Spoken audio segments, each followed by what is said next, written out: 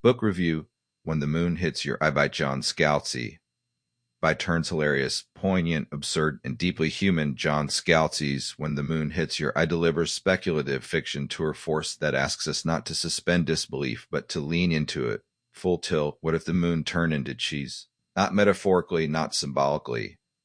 Just cheese. What sounds like the premise for Monty Python sketch becomes, in Scalzi's hands, dazzling literary kaleidoscope of satire, social commentary, and emotional resonance. Plot summary.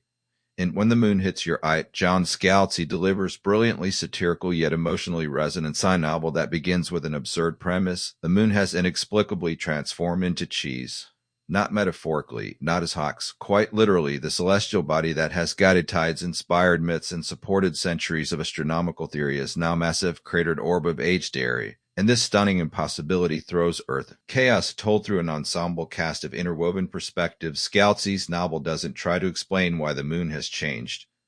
It's more interested in how humanity responds to the unexplainable. The narrative stretches across one lunar cycle, roughly 29.5 days, presenting a kaleidoscope of reactions from every corner of the globe and every strata of society. And NASA's stunned scientists scramble to understand the implications of this transformation. Is the mass the same? Will the tides shift?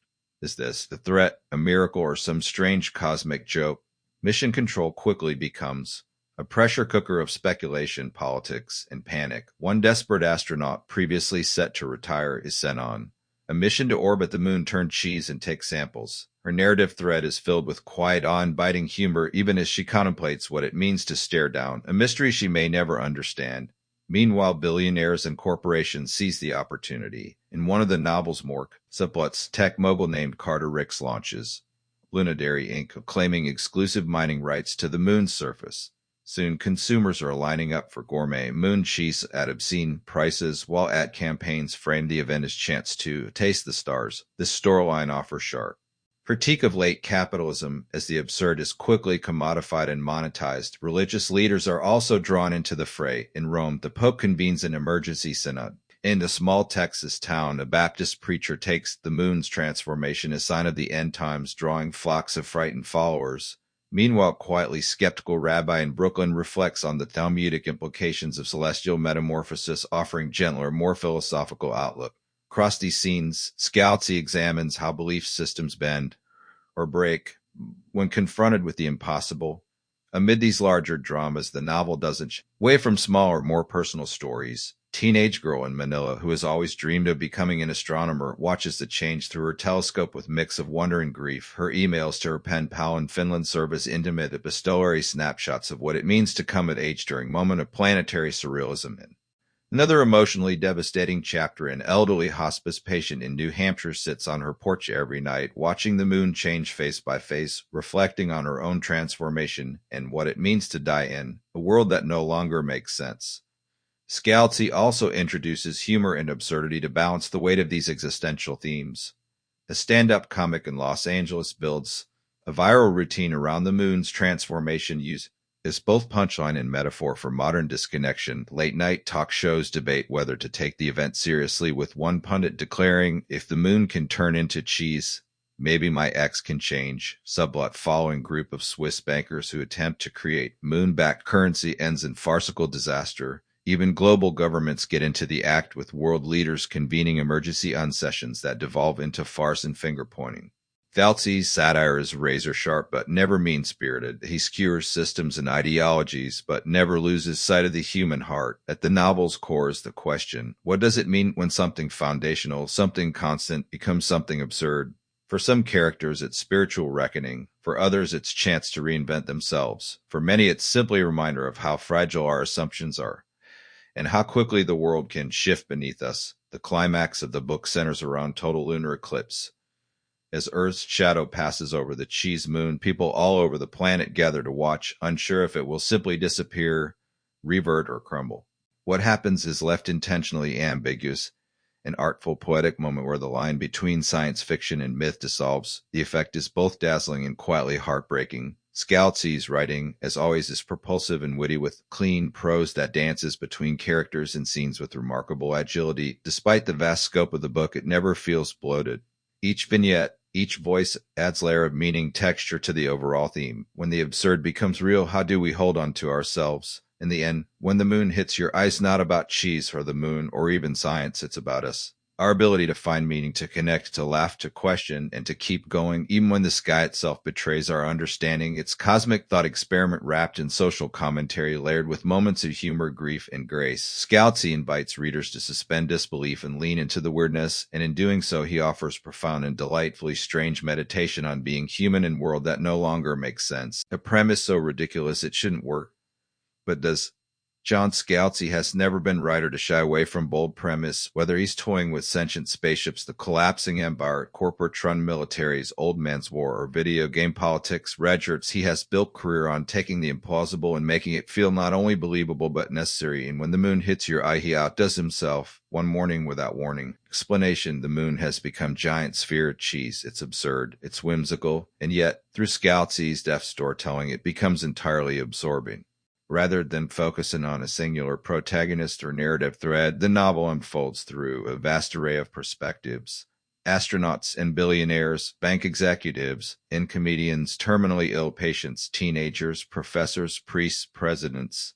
Each chapter, often vignette-like, spotlights different person or group dealing with the lunar dairy disaster, covering the span of single lunar cycle, approximately 29.5 days. This fractured, mosaic structure could have come off as disjointed, but Scalzi turns it into one of the novel's greatest strengths. The central mystery, the why of the moon's transformation, is never resolved, and that's not the point. What matters is how humanity reacts to fundamental truth of the universe suddenly becoming absurd. Satire with bite. Scalzi's wit is well known, and this book is packed with moments of genuine laugh-out-loud humor, from tech billionaire launching startup called Lunadairy and selling artisanal moon cheese, ethically mined, sustainably packaged, to Swiss bankers trying to create currency backed by moon gold, later moon gouda. The satirical jabs come fast and sharp. Capitalism, bureaucracy, religious institutions, conspiracy theorists, celebrity influence. They all get skewered, sometimes brutally, but the satire never feels lazy or mean-spirited. Scalzi's targets are always the systems, not the individuals caught in them. Even his most ludicrous characters feel grounded by real human motivations.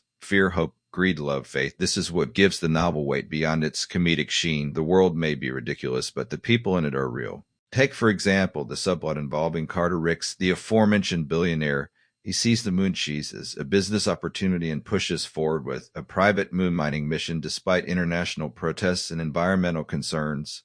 Ricks could have been a caricature, but Scalzi complicates him. His motivations stem partly from a deep-seated insecurity and desire to be remembered in history as a visionary. He's not evil, just man. Ambition has outstripped his ethics. Scenario all too familiar in our current reality. Elsewhere, late-night talk show host builds an entire routine around lunar puns and moon-themed comedy, only to realize that his jokes have unintentionally helped millions process their anxiety. The absurd becomes therapeutic, and humor, Scalzi reminds us, is sometimes the only shield we have against existential dread. Wonder, grief, and the human condition.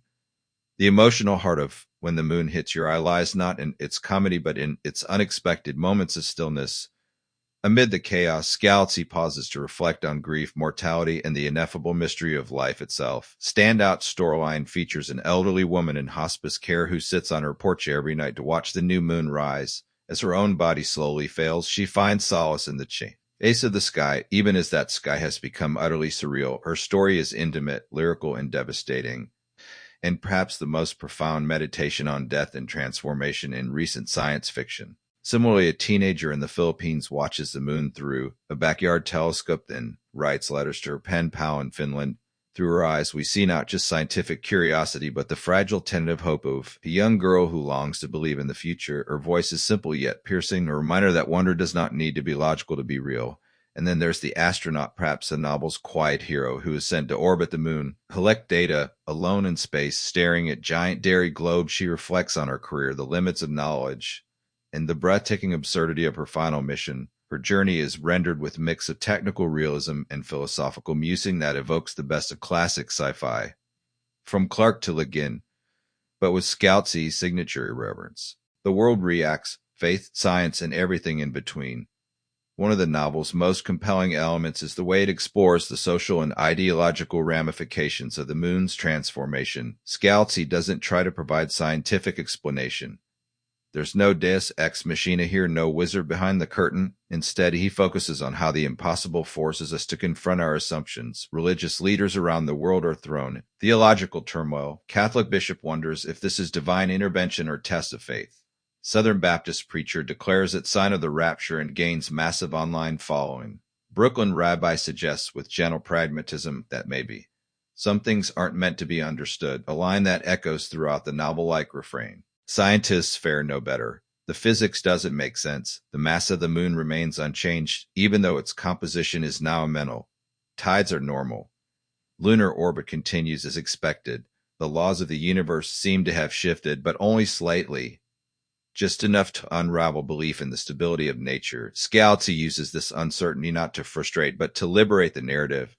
In the absence of certainty, the characters are forced to create own meanings. Some find comfort in ritual, others turn to conspiracy theories. Many simply keep going, finding solace in the mundane. Tending gardens, making pancakes, texting friends. Life persists, even when logic collapses.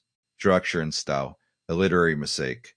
The novel's structure, series of interlocking vignettes, is ambitious, but it works. Each chapter is a self-contained story, and yet they all build on each other, overlapping in subtle ways. Minor character in one chapter might become central in another. Throwaway line in comedic section might echo tragically later on. The effect is one of accumulation, like layers of meaning forming over time. Scalzi's prose is crisp and propulsive, with conversational tone that makes even the most outlandish scenarios feel accessible. His voice, unmistakable, snarky, clever, emotionally astute. He knows when to drop punchline and when to pause for breath. The balance of humor and heart is pitch perfect throughout. One minor critique could be that some characters, particularly in the more satirical segments, feel like sketches rather than fully fleshed out people. But even these caricatures serve purpose in the novel's broader ecosystem. They highlight the absurdity of societal structures, giving them more ground. Narratives, extra gravity. Themes and takeaways. At its core, when the moon hits your eyes about the fragility of certainty, we live in a world that assumes constancy. The sun will rise, the moon will shine, gravity will hold us down, but what happens when one of those constants turns to cheese? Scalzi doesn't offer answers. Instead, he gives us mirror in the face of the bizarre, the unknowable, the comically terrifying. We do what humans have always done. We adapt. We laugh. We love. We mourn. We buy t-shirts. We pray. We panic. We move on. In that sense, the novel feels like fable for our times. An allegory not for climate change or pandemic or AI, though it could be all those, but for the deeper truth that we are never in control. Not really, and that's okay, or at least survivable. Final verdict. When the Moon Hits Your Eyes, brilliant, baffling, beautiful novel. It defies genre and expectation. It dares you to laugh at the impossible and then invites you to cry for the world you thought you understood. John Scalzi has always been master of balancing sharp wit with deep empathy, and here he hits a new high. Is it comedy? Yes. Philosophical meditation? That too. Science fiction epic, social satire, love letter to human resilience? Absolutely. It's also quite literally a book about moon made of cheese. And somehow in Scalzi's capable hands it all makes perfect sense. Rating 5 stars.